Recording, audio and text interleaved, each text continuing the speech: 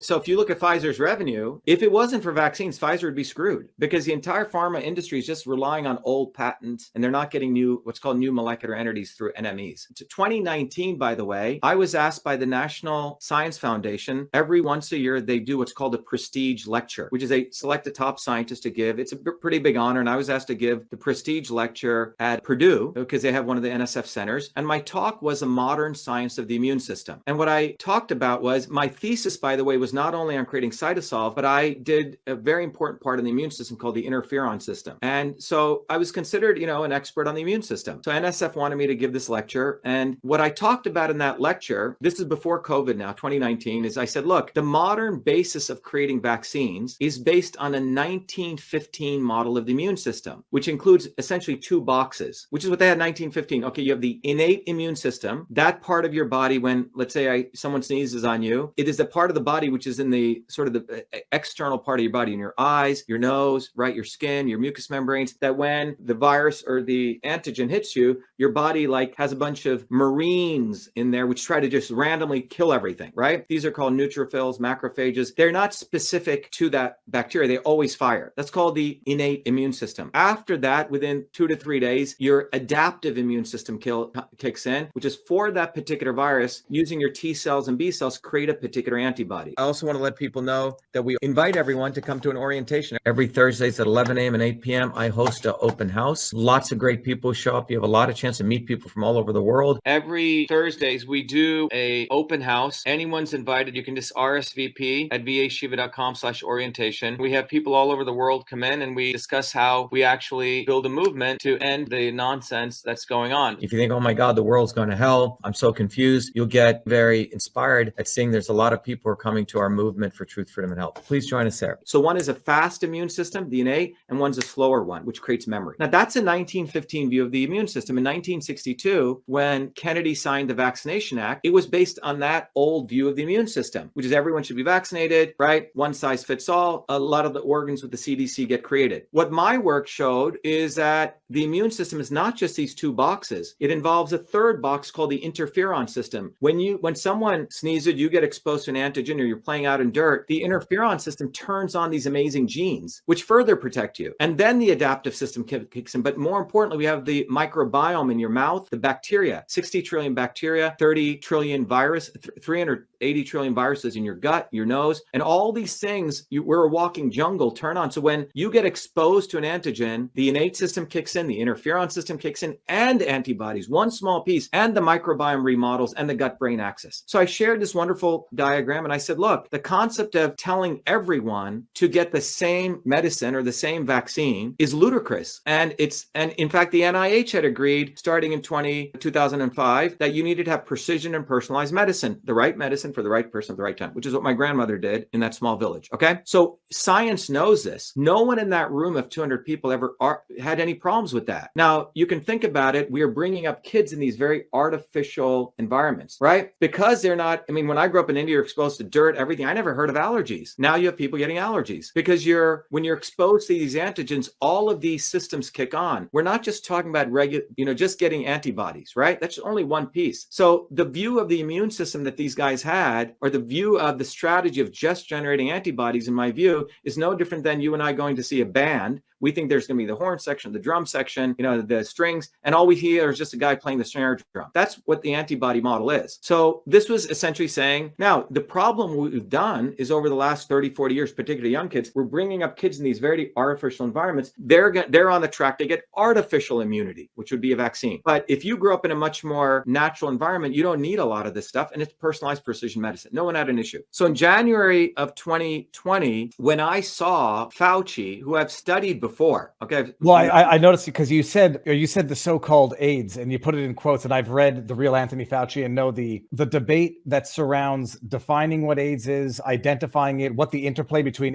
HIV and AIDS is. So if anybody, that's a rabbit hole for everyone to go down. Yeah, I mean, Robert Duesberg, who was nominated for the Nobel Prize, and he's a great scientist, was vilified because he was the first, and he was a guy who discovered retroviruses. He was the first one to expose Fauci back in 1994. And what happened? What happened to him, Dr. Shiva? He was blacklisted. He never got any more grants, and he was this very big researcher. But when I went through that body of work in 1994, I said everything Duesberg was saying makes sense. It is profoundly so ridiculous to think that we've evolved, our immune system can be destroyed so quickly. It doesn't make any sense, okay? At just a deep level. But anyway, so when I saw Fauci, and I had been involved back in 2018, 2019 against these vaccine mandates. In fact, I led the biggest protests on January 6th, 2020 in my hometown in New Jersey, where we organized 5,000 people and we stopped the vaccine mandate bill. We scared the shit out of these Congressmen, going back to, being a ground activist. Hold on. Is it January 2020 or January 2021? January 6th, 2020. So this is before COVID even makes. January 6th, 2020 is when we were fighting this. The next day, suddenly, if you look at the timeline, we find China, there's this COVID. Okay? Yeah, well, it's the curious timing because my starting point is March, give or take March 14th. No, but it was, if you go look at it, there's these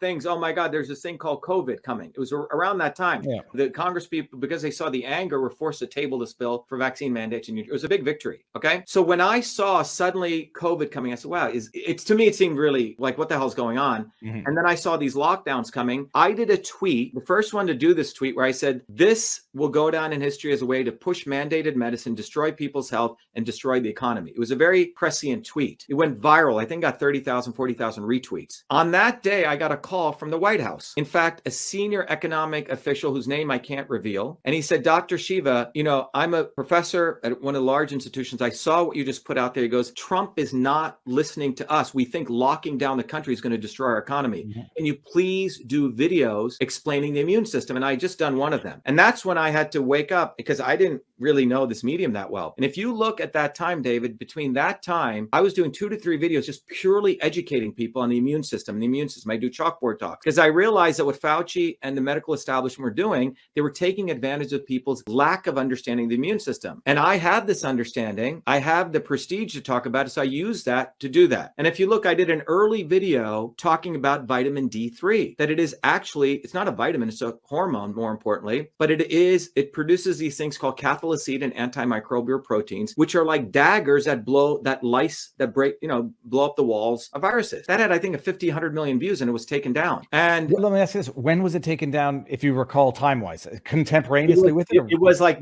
May or something. I did it. It started getting this explosive growth, right? And in March of 2020, I wrote a letter to Trump, because I was running for office, by the way, at that time. And I said, Dear President Trump, and you can go find it, March 23rd, 2020. I said, please do not lock down. Let me give you the analysis. I said, Anthony Fauci has no understanding of the immune system. Okay. Or just to be more sinister, he does. And nonetheless. Right. But this was in March of 2020 when no one was attacking Fauci. Well, no one knew who he was. I don't remember when people finally discovered who Fauci was, but I guess it was around that time. It was around that time. But it was, I, as a established scientist, put my butt out there. Okay. None of the so-called, and we can talk about this, the grifters who waited a year and a half to attack him and now do that, were silent. Even many of them knew about Fauci. So I put my butt out there. And in March of 2020, I wrote that letter to Trump and I said, don't lock down the economy. Take a personalized and precision approach. And I gave him a protocol. I said, okay, those people who are truly immunocompromised, lock them down.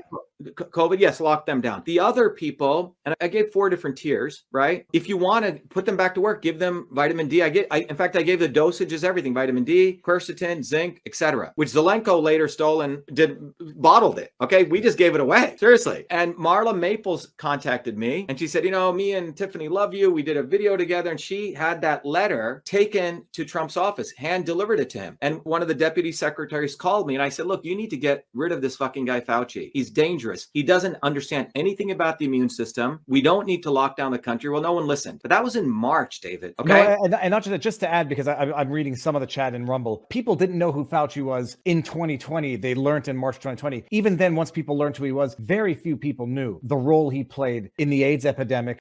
Dallas Buyers Club, outlawing or blacklisting medications that were off-label but cheap, non-patented treatments for HIV/AIDS back in the day. We had a whole video on that back in March on what he did with the AIDS stuff. You So know, I wish I were as awake then as I am now, and I wish then I was. Well, so what happened also, David, was we branded the hashtag Fire Fauci as a part of our campaign. We raised 120,000 signatures, and I have a rickety old bus, man. I drove it for 32 hours to DC, and we hand delivered it to Trump via the RNC. Okay, and you go look at it; it's out there. A year and a half later, Rand Paul, who I wrote to, did nothing. Tom Massey did nothing. But a year later, then they start using hashtag Fire Fauci in their email campaigns to raise money.